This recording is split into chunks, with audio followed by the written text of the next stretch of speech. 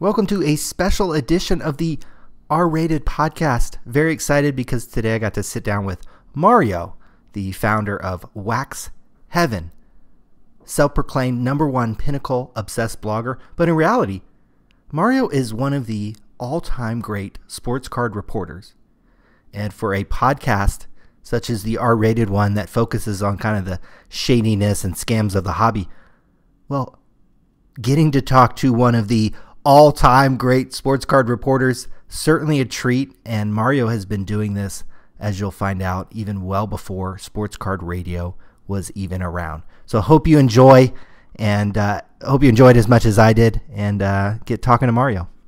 And before we kind of get into the long history of Wax Heaven, Mario, we got some current topics to discuss. There's a Bloomberg report that came out yesterday that the Topps company is potentially for sale.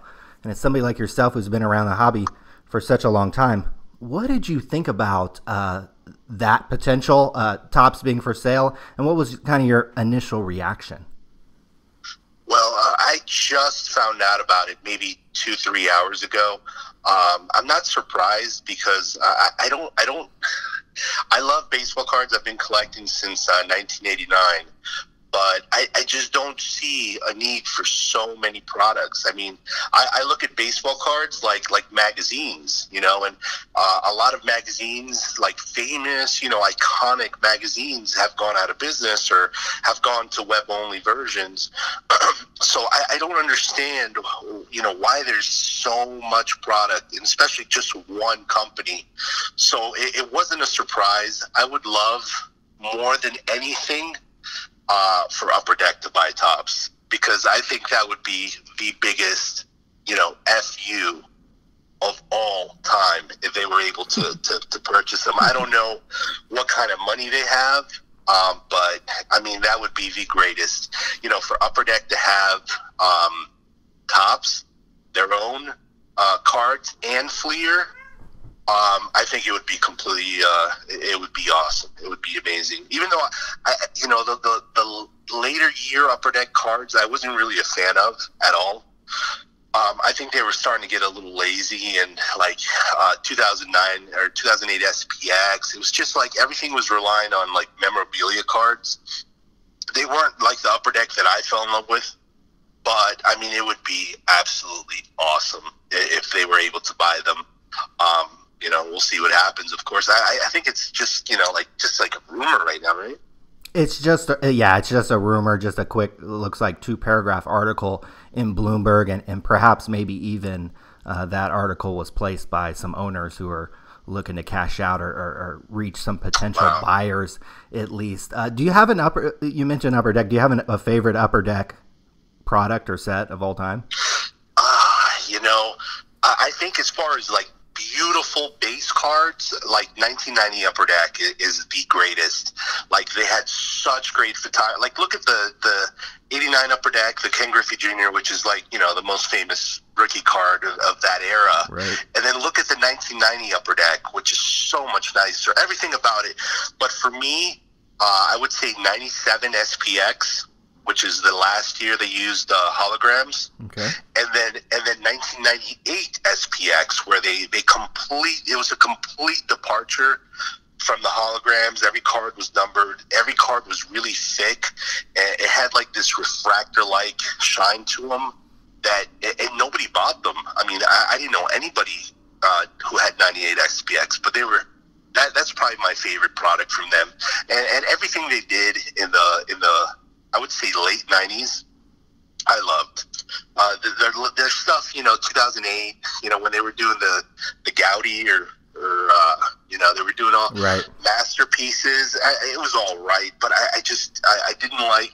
At that point, I was a bigger fan of Topps, what they were doing.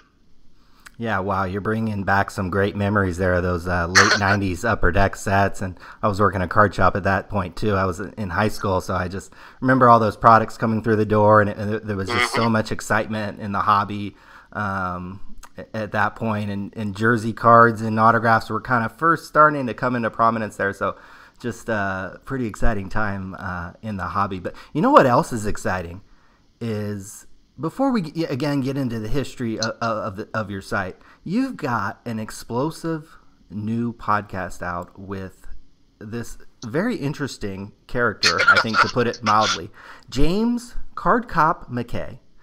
I listened to a 10-minute preview not once but twice on your site. So anyone who listens to the R-Rated podcast and who's sat through some of my ramblings, you're going to want to check this out because like I said, I listened to it twice. There's some explosive comments made by this James Card Cop McKay. Can you talk about who this guy is and maybe preview a little bit about this interview that you had with him? Yes, he is a guy that's been around for 21 years on the internet. He told me as soon as he got online on AOL, he went ahead and opened his website. And he says he's been battling card industry fraud since 1992, when he discovered a gold set of Topps like the year before they were released, which sounds crazy to me, but it's true. I mean, it's true. But he said he's got a reputation. I think in the mid 90s, late 90s, early 2000s, I think he was very popular. But then around 2005, 2006, the tide kind of turned on him, and he started getting a little. He would just, everywhere he went, they chased him out. He was in the Beckett forums. He was in Freedom Cardboard. He's been kicked out of Blowout Cards. He was almost like a pariah. Wow. A lot of people lost faith in him. I think there were some issues with him selling cards on eBay and not delivering. I didn't get much into that when I spoke to him, but I think his reputation was really tarnished, and it was kind of a risk to talk to him. But I knew, at least I knew for a fact that he did work in Donruss for a couple years, or for a couple months, for 5 months. So I knew that he would have some stories. And they were some really good stories that, I've been actually, what I haven't posted, I've been listening to it over and over again, trying to figure out, what I can upload, what I should probably leave off. But, I mean, he's a very interesting guy. He comes off kind of bitter, but if you've seen his ramblings online compared to this interview, like this is like people are seeing him in a new light. Because he was kind of looked at as like, wow, like that guy's crazy. And now hearing him talk, and I've had messages on Twitter where people are like, wow, like this is actually Card Cop, like, because he came off so nutty online. But with me talking to him and asking him the right questions, I've kind of been able to kind of keep him calm and not going into these tangents for 35 minutes. And can you explain, he used to work for a card company, and wasn't he involved in some sort of criminal activity as well? Yes, and that's part of what we discussed. He went to work for Donruss Playoff in 2001, and his story's a little, I'll be honest, his story's a little shady. From what I heard, or what I've seen written, is that he was taking cards from the garbage that were damaged. What actually he told me was that he was working in the department, in his department, and he discovered boxes and boxes of cards that were, supposedly being delivered to David Adams Card World as kind of a, you scratch my back, I'll scratch yours. It was kind of a way to get them to buy more cases of product. And when he discovered these cards, what he did in his own department is he packaged them up and mailed them to his father in New Jersey. Wow. So I mean, that's clearly theft. I mean, you could say what you want. Maybe these cards were going to be used for purposes that weren't, the most honest. Maybe there is some kind of conflict of interest there. But the matter of fact is that he broke the law, and he did take those cards. And he told me the reason he was caught is because his dad opened the boxes against his wishes, and he pulled out 2 autographs numbered to 50, and he sold them at a card show to a Donruss executive.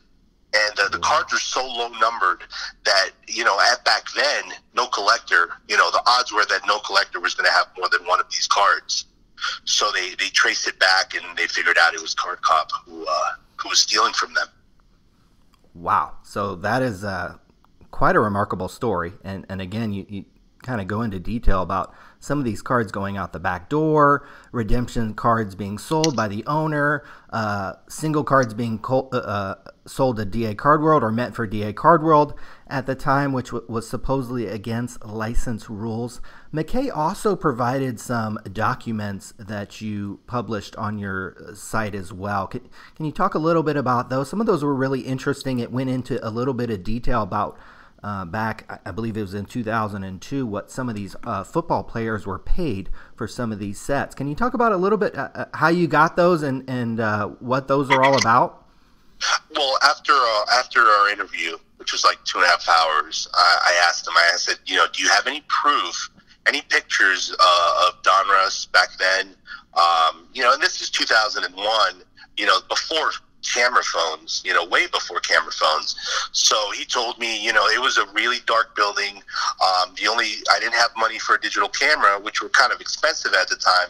He said the only thing I could have done is gotten like a disposable camera, but it would have looked weird that he had him in there, and that it would have also came out dark. So he told me, no, I don't have any pictures, and I regret not taking pictures when I was there. But he did have these documents, and he said that he would scan them for me and send them over. And I kind of wanted to receive these documents before I posted the previews. But the whole interview was so interesting that I couldn't resist. So I kind of went out on a limb, hoping that he would send them. And he did send. He sent me like 20 different attachments in an email. Some cards, some Ichiro rookie cards that were not numbered, that were supposed to be serial numbered. He sent me some invoices to, what Donruss was paying for autograph stickers for each player. He sent me a football set, which has every single memorabilia card and where the piece of memorabilia was purchased from. And you could see all the different companies in there. And he actually pointed out one of the names in that list, which appears all throughout that list. I mean, not a majority of it, but, at least, 8 to 10 times, is a guy that was arrested by the FBI for fraud. He was defrauding all these, Right. companies selling fake items. Wow. So that's, tremendous that these documents might even show some cards that are out there that have potentially fake game used cards in them. And I think just some of the knowledge about, how much, they made on particular sets, how much I found it incredibly interesting just going through what the football players were paid. I think off the top of my head, John Elway was getting about $40 more than Joe Montana. And we won't get off on a tangent on that, but some incredible stuff coming out of there. And I know it's probably controversial a little bit to talk to this guy, Card Cop. And I think you're right. You almost humanize him in a sense that you let him speak instead of maybe these rambling posts online and on forums that, all you're reading is text. Whereas I found the clips that I listened to, it to be very compelling. Again, this is a guy that's an admitted criminal, but the things he was saying and the level of detail, I would be shocked if any of that stuff, at least that I heard on that 10-minute clip, was made up. So it was pretty incredible, and something that I think if you're interested in Sports Card Radio and you've listened to this R-rated podcast, which is a lot about the shadiness of the hobby, it's something you're going to want to check out. So I think I can speak to everybody. It's great to have Wax Heaven back in the hobby, posting unique content about cards. You were one of the top bloggers kind of going back. Now we're going back way back in the day now, 2007. This is before Twitter, and Facebook's probably a little baby company at this point. You started back in 2007. you end up getting sponsored by card companies, and this becomes a huge thing, and you're getting traffic and you're getting emails and stuff. Can you kind of walk us through the history and the ride that was the Wax Heaven blog, probably one of the premier sports blogs back in the day? Well, Sports Cards blog, I would say it was, I don't want to brag, it was definitely the most visited and somewhat, most influential. I was getting, I would say 3,000 to 5,000 emails a year. I was only active for 2.5 years, but I mean, just collectors were just constantly calling. I was getting so many requests for, people wanting to send me items that I just had to put my address on Wax Heaven, make it public. And I mean, people were sending me like signed baseball bats, like by my hero Jose Canseco. The amount of love that I had from collectors, and it's pretty obvious if you read if you read a Chris Olds article from Beckett, and you read a article from Wax Heaven, I mean, they're completely different. It's like Camaro versus like a Camry, right. And where Chris Olds is, he's got that Toyota. It's going to run you forever. It's very classy. Get you where you need to go. Yeah, exactly. But like I wrote more, I was very passionate, I'm a second generation American, I don't have the best grammar, I get distracted. So, I'll start writing something and that could be 2,000 words and it ends up with 500 words and it's just as popular. So, it wasn't as professional, but man, like it really hit a note with a lot of people. Especially my story was, I hadn't collected. I stopped collecting in 1997. I was 17, and I had a part-time job. I was going to school, and I had such little money, that it just wasn't worth it anymore. I wanted to go out and have fun and go on dates with girls and go to parties and have gas money. So I walked away from the hobby for 10 full years. And I came back, and a lot of people have gone through that. They'll go to college, they'll stop collecting, and then they'll come back and, they'll get right back into it. So a lot of people related to what I was writing about. And it was extremely, it was huge. It was hugely popular in 2008, 2009. Those were like the best years, I would say. What were some of the stories or some of the content that got the most traffic and kind of the most notoriety for you back in those days? For a while, I started getting into photography. So I had an expensive camera, and I was going out, and I was going out to baseball games, minor league games, and I was taking really good pictures, and I was trying to get into the industry in that way. A lot of the stuff was. It's just what was going on at the time. Popular, brands like Allen and Ginter, like whatever was the big story at the time. I covered it, and I put my own little spin on it, and it just everything. It's funny because I look back. I'll go through my archives from 2008, and I cringe at how awful it is. But every single post, man, was just like I was getting like 20, 30 comments for every article I wrote. I was writing like 5-6 articles a day.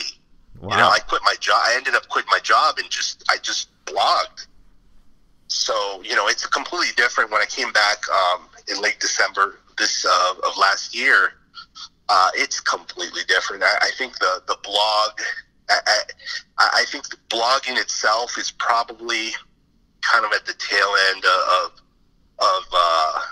it's getting close to the end. I think so anyways. I don't think it's as relevant as it was before, which is why I was kind of thinking of doing a podcast or, Sure. Maybe mixing half and half. Yeah. As we're on the Sports Card Radio podcast, so any sports card podcast to come along, we're always give a 2 thumbs up, and certainly You know, I already listened to your first 10-minute clip twice, so you've already got a listener in me. Was there any jealousy back in the day? You know, yeah, Beckett was certainly a big player. This was before Twitter and Facebook, and even maybe some of the sports card forums were relevant.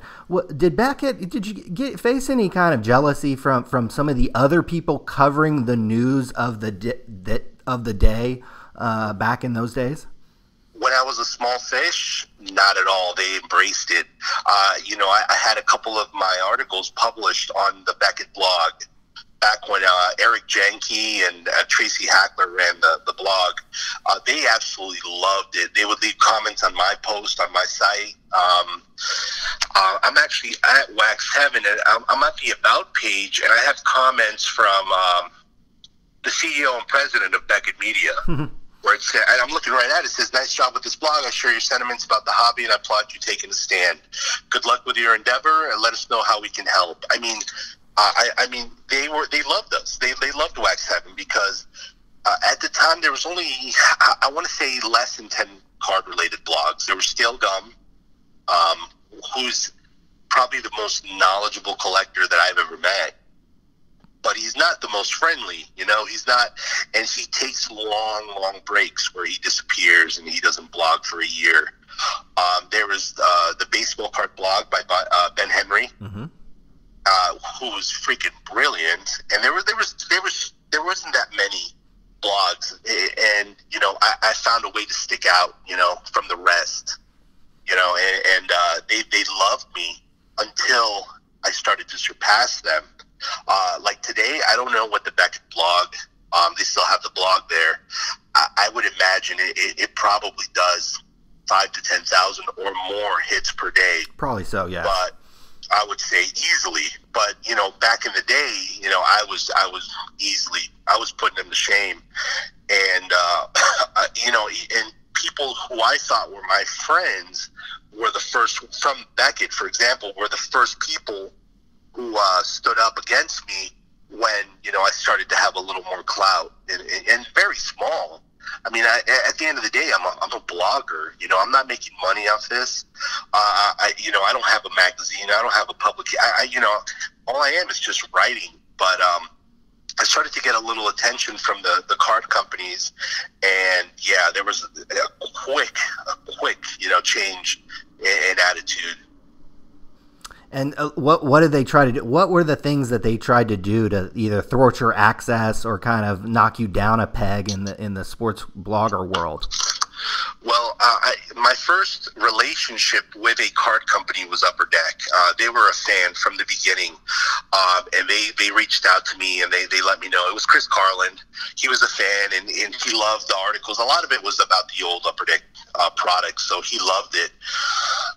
And they reached out and they started sending me product. At first it was just baseball product, and then it was everything they had. And you know, we had built a good business relationship where, you know, we stayed in touch every day, you know, and I'd send him a link to something, or, you know, he would give me, you know, some rumors and rumor and innuendo, and that he would suggest that I write about.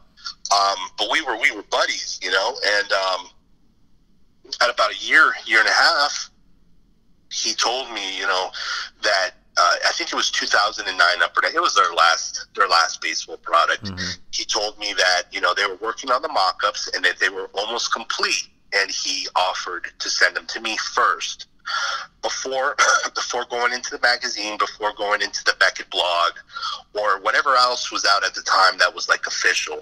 I think there was another magazine back then, but he offered it to me, and I was like, I jumped at it. I mean, it was exciting. It's like, there is a baseball card product that I was the first person to expose to the masses. To me, I was so proud, you know, not proud of myself. I was proud that I was kind of like a footnote in the hobby, you know, at that point. So I was the first one. I broke the news. I posted it, and that day was huge. We had a ton of hits. All the forums were linking to the Wax Heaven. Everybody was talking about it. And then somewhere in the middle of the day, I got a call from Upper Deck.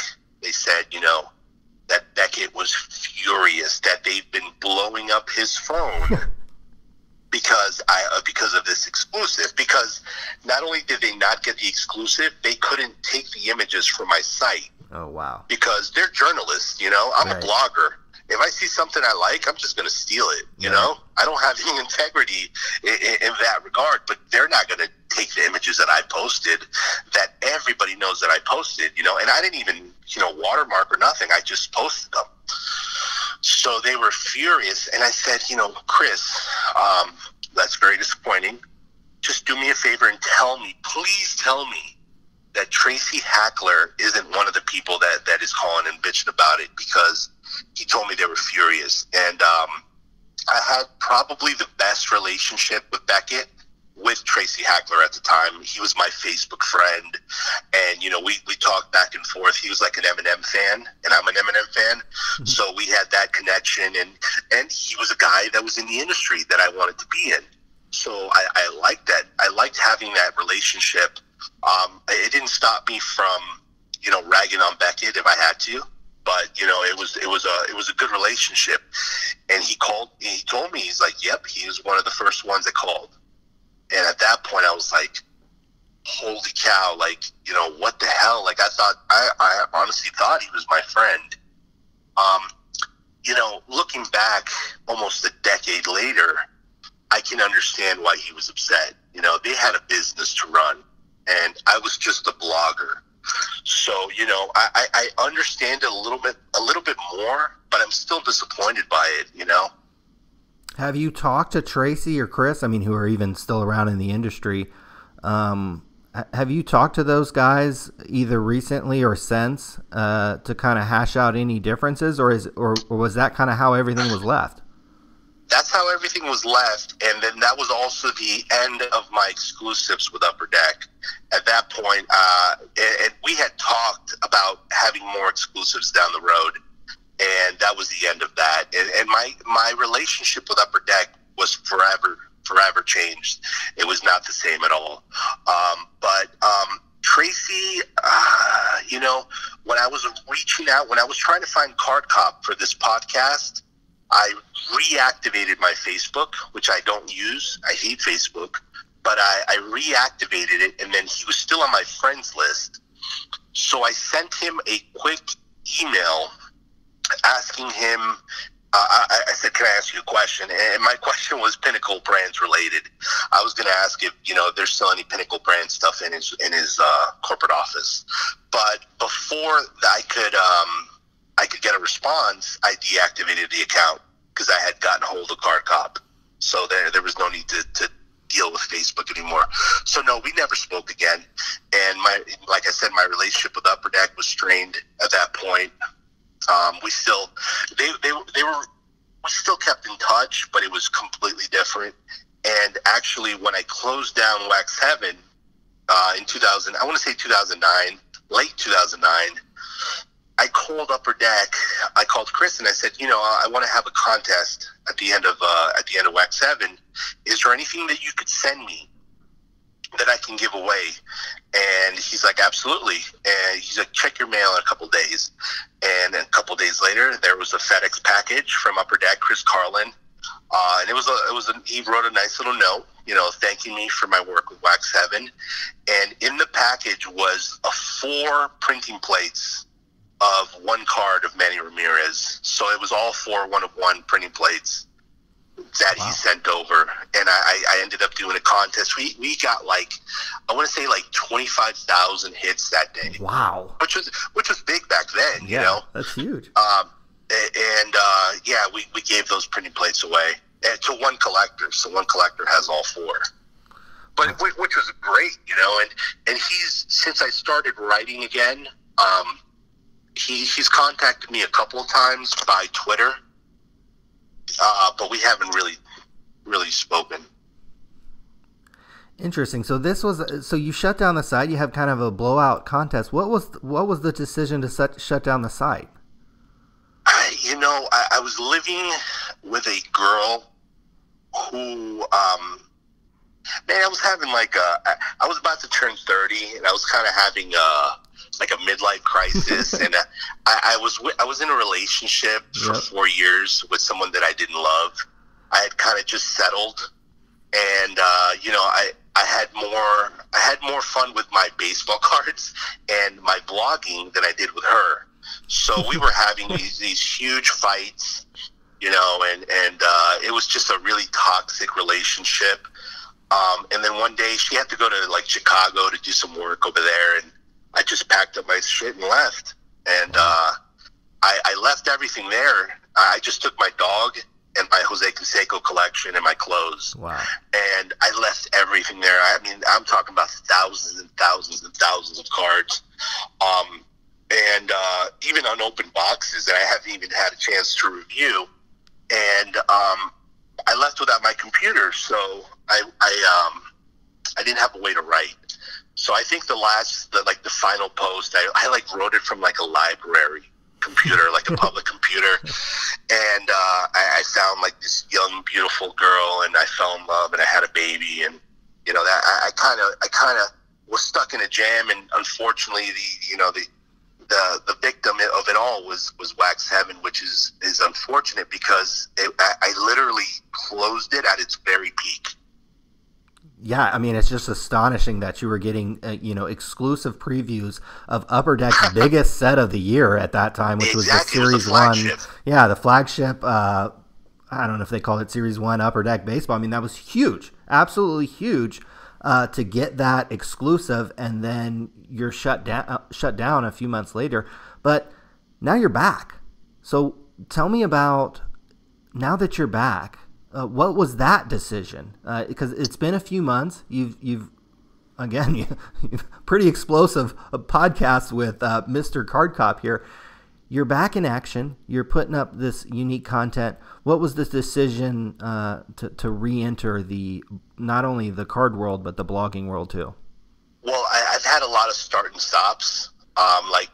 I would say 6 months after I sold, I ended up selling Wax Heaven, the archives, and I had a pregnant girlfriend at the time, and in the middle of the night I couldn't sleep, so I opened up a site called Wax Morgue.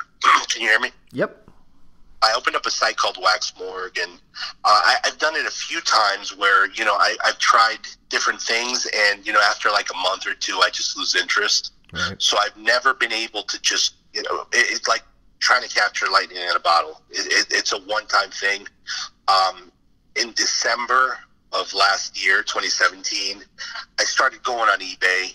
I started, checking out Beckett, checking out the Beckett News site by Ryan Cracknell, who I love. I love his work. Super nice guy. I was checking that out. I was checking out the forums, and I ended up logging into Wax Heaven, and I'm like, I should just write something. And I wrote like an article, and then I ended up having like a 2-week vacation, so I had some time, and I just started writing again.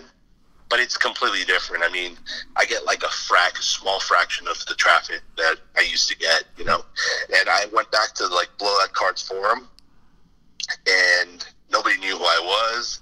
It's kind of funny because all these collectors, people leave the hobby all the time. Right. So I would say a lot of the readers that were fans of Wax Heaven, 8 years ago, they're probably not around anymore. Right. So I kind of have to rebuild, I guess you could say. Well, it's certainly exciting, to have you back, and just hearing your story, it's really interesting for me because I love all the kind of the shadiness and some of the even some of the pettiness between the card news sites. I love covering that and being a part of that. Do you have a most memorable kind of scandal or something that happened, shady that happened, that you covered on Wax Heaven? Is there something that sticks out as, wow, that was the most memorable kind of scandal of all time? Well, there was one. Do you remember Razor Collectibles? Absolutely. They ended up becoming Leaf, right? Yep. There was a whole bunch of rumors that Razor was being funded by Upper Deck to compete with Bowman Chrome, and I had a couple of words with Brian Gray about it. He was not very happy. I would say for me the biggest disappointment as far as being ripped off in the hobby, and I just revisited last month, was the Upper Deck sweet spots that were fading. Yep. They were fading back then, and if you go to eBay, I mean, they are completely vanished. It's a disaster. And these are back then. I mean, I saw tints for $150. You know, and it's like there's so much money that was put into that brand that, you know, collectors were completely ripped off. And I feel like I failed collectors in a way because I should have talked to Upper Deck about that. I should have gotten them their you know, I wanted their side of the story, and I never even followed up on it. You know, I wrote about it, but I had Chris Carlin right there. I should have said, you know, hey man, you know, why don't you do something about these fading autographs? And I didn't. I guess, you know, I was in my own little world at the time. I didn't care. But that to me is extremely disappointing because there's people that have, you know, I've gone through. That was one of my favorite YouTube box breaks. You know, every time I'd have lunch, I'd sit on my computer, eating dinner or lunch, watching people bust 2007 Sweet Spot. So I can only think of how much money collectors have lost. Oh. You know, if they bought a whole case of that for over $1,000, which it was at one point, like there's so much money that was lost, which is one of the reasons when Upper Deck did lose their license that I was kind of happy. Because I felt like, you know, back then, Upper Deck, man, they had a horrible reputation. You know, and today, you know, I regret it because I realized, you know, without Upper Deck there, Topps doesn't give a shit. You know, I love Topps. I love refractors, and I love Finest, and I love Chrome. But aside from that, all their other products, they bore me to tears. You know, and back then at least I had options, you know. Excuse me. Where today there are no options, you know. To me, you know, baseball cards, you know, they have to be licensed. They have to have the correct colors. So if you're producing unlicensed baseball cards, I don't even, you know, take a second look. You know, it doesn't matter how great they look. You know, I want to see the logos. So, you know, having just Topps is probably the most frustrating thing for me, even though it's exactly what I wanted at the time. You're in one of your articles, you said you're the self-proclaimed #1 Pinnacle obsessed blogger. Can you talk about why you liked Pinnacle so much and what kind of draws you to them? I absolutely. I think, you know, they were only around for 7 years. And in those 7 years, they were just doing so many different things. I mean, it was literally from like the low end, you know, junk packs, you know, that they had to like the best high end cards, I think, of all time. Like when I look at 97 Pinnacle certified and 1997 Pinnacle totally certified, I've never seen any card like it, you know, and it's been 21 years. You know, they didn't have relics and they didn't have, you know, autographs, but I mean, if you go on eBay, you know, the low end parallels, they're still selling for almost $1,000, you know, depending on the player. I think those cards and the fact that they were the last year that I collected, and those were the best cards of that year, it just kind of stuck with me. And they had so many different options. You know, they had stupid cards in, you know, a can. Right, I remember those. They had these ugly rip cards. You know, they had you know, cards with coins in them. Mm-hmm. But you know, they're good. When they were good, they were the best, in my opinion. And I think that if Pinnacle, you know, they had their own parallels. Like, you know, to compete with the Chrome refractors, which, you know, are the greatest, you know, parallels, in my opinion, of all time. Mm-hmm. They had their own. They had the Dufex technology. And I think that if they were to stick around, and if they had stayed in the business, I think that at one point that the Dufex would have surpassed the refractors. But, you know, they only had 6 years to work on them. You know, they debuted them in their second year. So, you know, it's so frustrating because I look at these cards, they're so well designed. You know, there's something for everybody there. And all these new Topps products. Some of them look great, but then some of them it's just like they're like soulless. Like the people that are producing, they don't care. Like from what I heard is that they don't even design the cards anymore. They send them out to be designed, just like they send them out to be printed. And these are current Topps products. Yes. So it's almost like a third party doing the design and the photo mock-ups. That's what I heard. That's what I heard, and they try to do it so they can, it's just generic. They come off generic, and they try to make it up with 15 different parallels, but it's just to me the magic of Topps is gone. Unless it's something like Finest, which I'm always gonna have a soft spot for. I absolutely love Finest, and I love Chrome. Yeah. And refractors, but the rest of the stuff, like look at their flagship, they stopped including the full career stats on the back. Right. And just look at a 2018 Topps card, and then look at a 1995 Topps card, the back, and it's just like, what the hell happened? How is it? We've replaced stats with Twitter handles. And it's like, dude, this is not, baseball. Like, if your product from 25 years ago is outshining your product from today, there's definitely something wrong. And I just think that there's too many people in the industry that are not collectors. So, they don't give a crap. And I've talked to Topps when I was sponsored by Topps, and, I had a pretty decent relationship with them. And one day I called them up and I asked them, how about bringing back Topps Laser? Remember that? Mm-hmm. Yeah. I was like, why don't you bring back Topps Laser? And he's like, what's that? And I was like, what do you mean? He's like, well, they came out in 1996. It was a one-year product.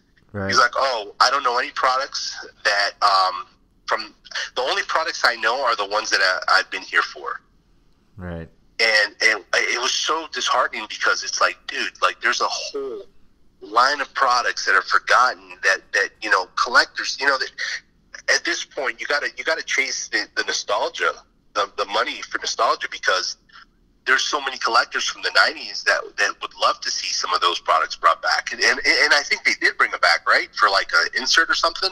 I think I mean they've practically brought back everything under the sun in the last 10 years, I think. So it wouldn't shock me if there's an insert card out there floating around of the Topps Laser, not as a standalone product. I think I would have remembered that, but as an insert, yeah. Oh, I'm sure they've done that. And like, for example, they did 87 Topps last year, right? Right. That was the big thing. And it's like, okay, 87 Topps, that's great. That's an iconic brand. But what about 97 Bowman Chrome? Like, that is a way more important product. Right. In my opinion, it's a way more important product than 87 Topps. And there was nothing. They brought back in Bowman's Best, they brought back an insert from Bowman's Best, 97 Bowman's Best. But who the hell cares about 97 Bowman's Best? Bowman Chrome, took the hobby by storm in 97. And, they didn't even, no throwback to 97 Bowman Chrome. It's just like, I think the people involved in Topps, they weren't around, and they're not collectors, and they don't appreciate it. And it goes back to Card Cop. What he told me is that Donruss refused to hire any collectors because of the theft. Wow. So that he told me that every single person working at Donruss in 2001 did not collect except for himself. So, but when you do that, if you're so worried about theft, you're also taking away people that, appreciate the history of cards. Like, if you put, someone like Chris Harris of Scale Gum mm-hmm. to run Topps' baseball card department, right? I mean, it would be freaking amazing. Because he is a true collector, and he appreciates, and he's bitter on Twitter. Every day. We all are a little bit, I think. I certainly am. So, yeah, but I mean, he appreciates the hobby, right. And rather than put someone like him in charge, they put these kids out of college that have never bought a pack of cards in their entire lives. So that's my biggest thing is the people that are producing cards, they don't care. I think Brian Gray does care from Leaf, and Leaf Pearl. I mean, that's like the most beautiful cards I've ever seen, licensed or not. But even Panini cards are looking good these days, you know? And it's because I'm so desperate for something besides Topps that I would love to see Panini just give them a fucking license already. Just so I don't have to look at fucking Heritage and goddamn Allen and Ginter. I'm so sick of Allen and Ginter. I was sick of Allen and Ginter in 2008, 2009. And it was only like 3 years old at that point. Yeah, exactly. Like, I was sick of Masterpieces. Remember Upper Deck? Yeah. Oh, yeah. The first one was awesome. And then and I was sick of Turkey Red. Right. Like, oh my God, these are like terrible cards.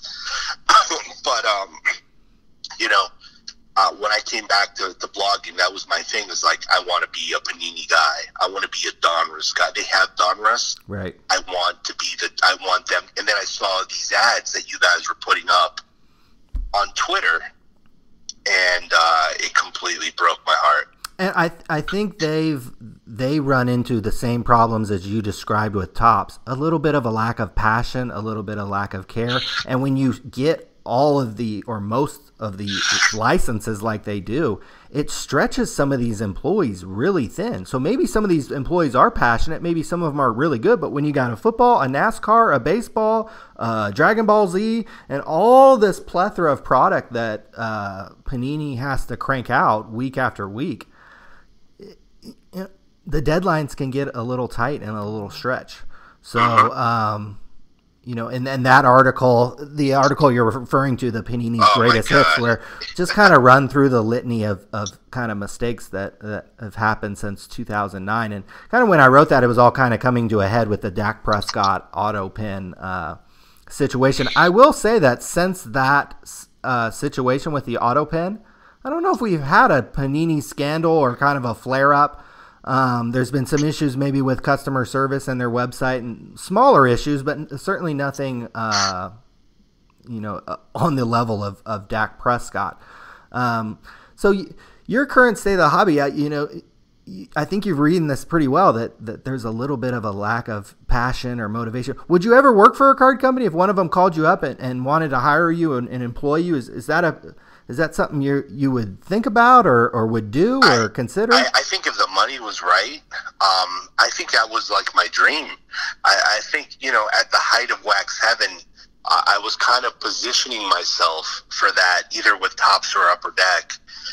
And, you know, unfortunately, I shut down the site and I didn't get to live that fantasy. I would love to work. I mean, I would love to work for Topps just because I know all the Topps product, you know, from the mid-'80s, basically everything they've ever done. With Upper Deck, the same thing with Upper. If they were to get their license back, like the stuff they're putting out sets about, you know, the movie Clerks, right, and Thor, and it's like, oh, dude, that's so that to me that's depressing, you know, because they should be putting out baseball cards, right. But that was you know, a fantasy of mine. That's something that I wanted. You know, I would have even gone to Beckett if the money was right. You know, because I'd have to move. I live in Florida, but I think that, and I think after I shut down the site, I contacted Brian Leaf, and I was kind of trying to work something out, but it at that point, you know, Wax 7 was long gone and dead, and there was nothing. I had no leverage. But yeah, I would love to work for. I mean, if the money was right, I would love to work for a company because I mean, I literally study baseball cards. I don't collect. I don't care about like. I don't have any interest in buying cards. Right. I have a Conseco collection since 1990 that has been sitting there, you know. And when I was getting all this free products, it was a job.